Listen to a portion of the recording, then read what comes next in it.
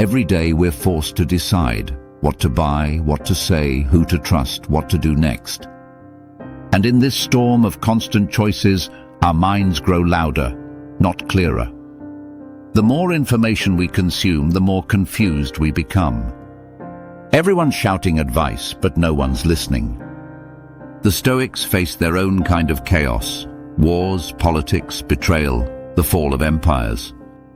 Yet somehow they found a peace of mind we've forgotten how to access. Marcus Aurelius ruled the known world. Seneca counseled emperors and faced death with calm. Epictetus was born into slavery and still called himself free. They had one thing in common: clarity. Clarity that cuts through emotion. Clarity that leads to wise choices. Clarity that doesn't depend on luck, wealth, or control, only discipline. And that's what we'll uncover today: how Stoicism teaches us to think clearly and make better decisions in a world built on confusion. The Stoics believed our greatest obstacle isn't ignorance, it's interference. Our emotions distort reality like waves on a pond. Seneca warned, "We suffer more in imagination than in reality. Anger makes us rush. Fear makes us freeze. Excitement blinds us to risk."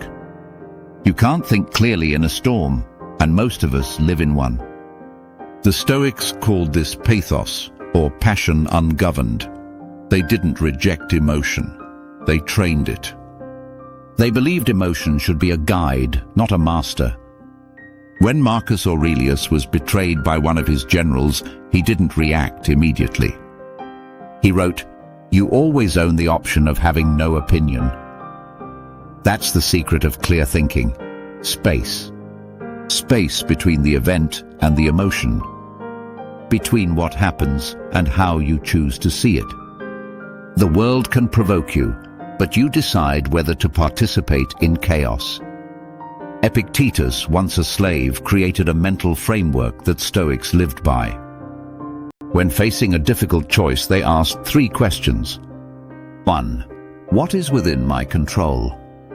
If it's not, release it. Energy wasted on the uncontrollable is clarity stolen from what matters. 2. What is the nature of this thing? Strip it down to reality. Is it really disaster? Or simply change? Is it failure or just feedback? What does reason, not emotion, demand of me right now? Reason doesn't shout. It whispers through stillness. Marcus Aurelius used these questions every day, not as philosophy, but as survival. He ruled an empire, but first he ruled his mind. To think clearly, he didn't chase thoughts, he examined them. He observed them like a scientist, not a slave. Clarity isn't found by thinking more, it's found by thinking better. The Stoics believed stillness wasn't inactivity, it was power under control. When emotions rise, clarity hides. When you stop, breathe and observe, the fog begins to lift. Seneca said, "There is nothing more powerful than a mind that remains unmoved." Epictetus taught his students to pause before every reaction. That pause is sacred. It's in that moment you reclaim control over anger, over fear, over impulse. Try it. Next time you're provoked, stop. Let silence do the heavy lifting. The one who can remain calm while others panic, that's who leads. That's who decides wisely. Because power doesn't belong to the loudest, it belongs to the clearest. When you're trapped inside a problem, clarity collapses. So the Stoics practiced a technique called the view from above.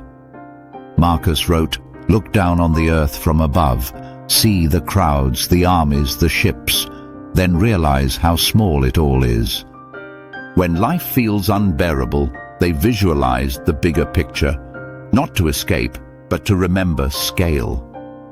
Your problems are real, but they're not everything. You are a thread in something vast.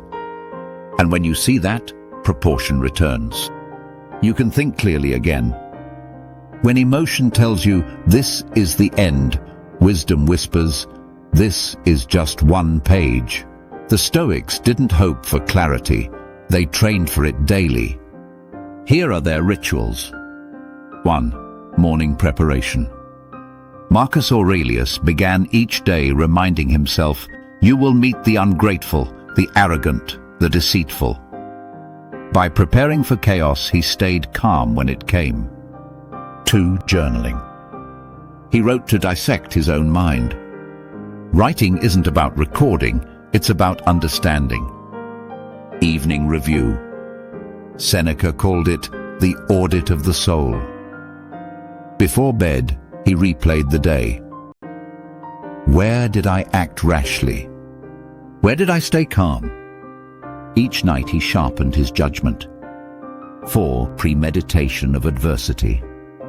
They called it premeditatio malorum, imagining hardship before it arrives. That way, when misfortune strikes, you meet it as an old friend, not a surprise. Through repetition, they turned clarity into muscle memory. To think clearly is not to suppress emotion, it's to govern it. It's to let reason sit at the throne of your mind. Stoicism teaches us this truth. You don't need more opinions, you need more observation. You don't need to react faster, you need to respond wiser. When confusion strikes, slow down. When anger burns, step back. When uncertainty grows, zoom out. You'll see that most of life's chaos isn't out there, it's inside your mind. And when the mind becomes calm, the path forward reveals itself. The Stoics weren't superhuman, they simply mastered the art of seeing things clearly. Marcus faced war. Seneca faced death. Epictetus faced chains. Yet all found freedom, not in power, but in perspective. Clarity isn't a gift. It's a practice.